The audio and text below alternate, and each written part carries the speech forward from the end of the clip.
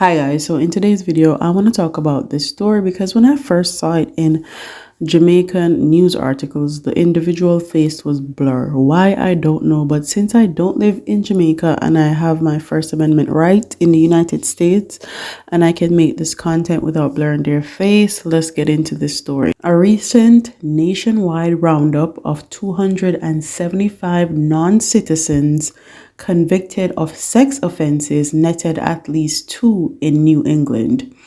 ICE is committed to protecting America through the arrest and removal of those who undermine public safety and disregard our laws, said U.S. Immigration Custom Enforcement Acting Director Patrick Lichner at the conclusion of February operation.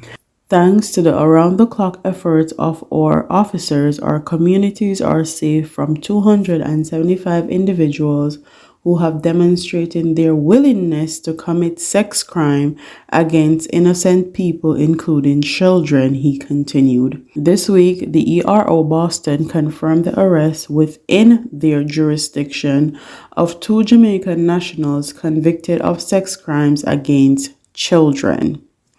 The first was a 30-year-old convicted of sexual assault and battery on Massachusetts resident. ERO arrested on February 12 in Barnes. According to ICE, the man was arrested in Barnstable in August of 2022 and charged with assault to rape a child and 2 counts of each indecent assault and battery on a person over the age of 14 years old and distributing obscene material to a minor.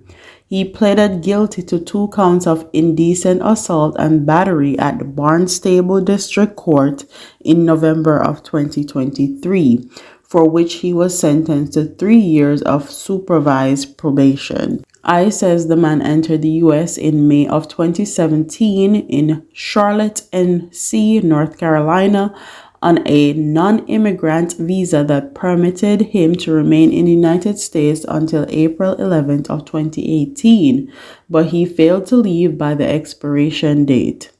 The second one was another Jamaican, this time a 61-year-old man that the ERO agents arrested in Hartford, Connecticut on Valentine's Day, February 14th.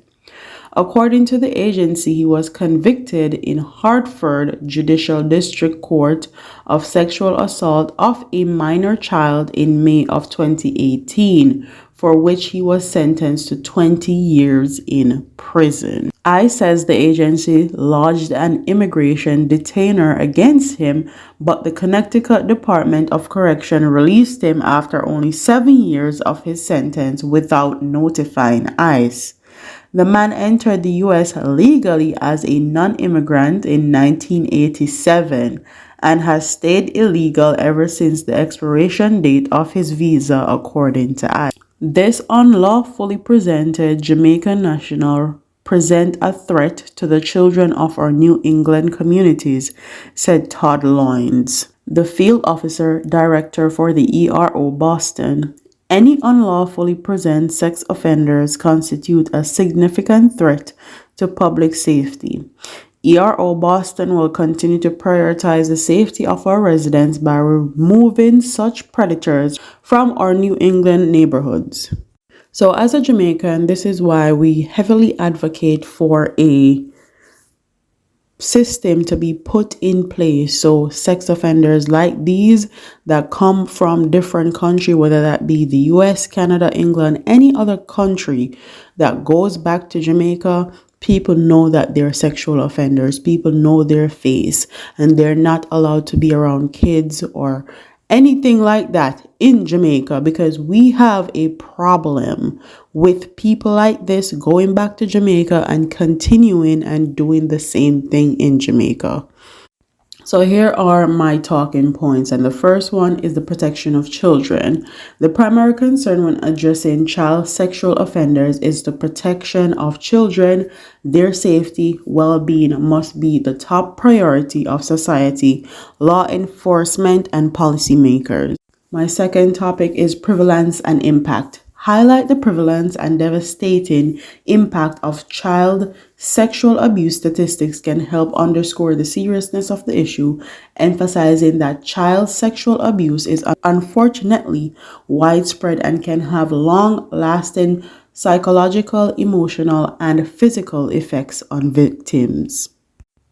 Legal consequences. Discuss the legal consequences that child sexual offenders face in many jurisdictions. These offenses carry severe penalties, including imprisonment, registration as sex offender, and restriction on where they can live or work after release.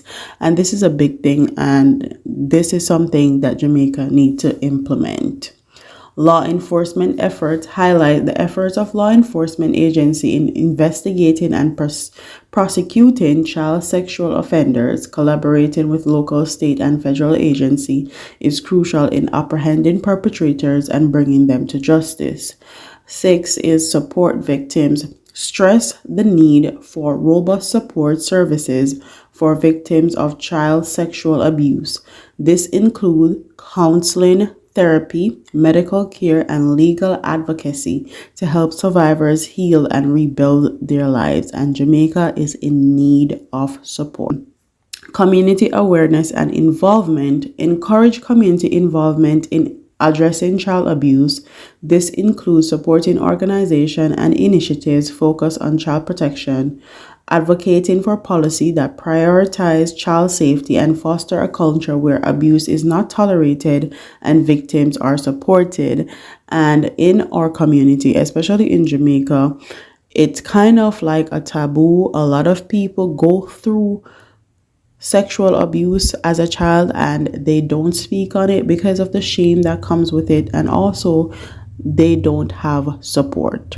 8th is addressing root causes, acknowledging the importance of addressing the underlying factors that contribute to child sexual abuse, such as societal attitudes towards sexuality, power dynamics, and access to vulnerable population. Prevention efforts should include addressing these root causes to create safer environments for children. The last and final one is continued vigilance. Emphasize the need to continue vigilance and commitment to protecting children from sexual abuse. This includes ongoing monitoring of offenders, improving reporting and response systems, and continually evaluating and strengthening prevention efforts. With that being said, I need Jamaican people to be alert and aware that these two individuals are sexual offenders and they probably will do it again in Jamaica. So I need their faces and their names to be out there for people to be made aware. So I'm going to end this video here. Like, comment, share, subscribe, leave your comments in the comment section below, and I'll see you in the next one. Deuces.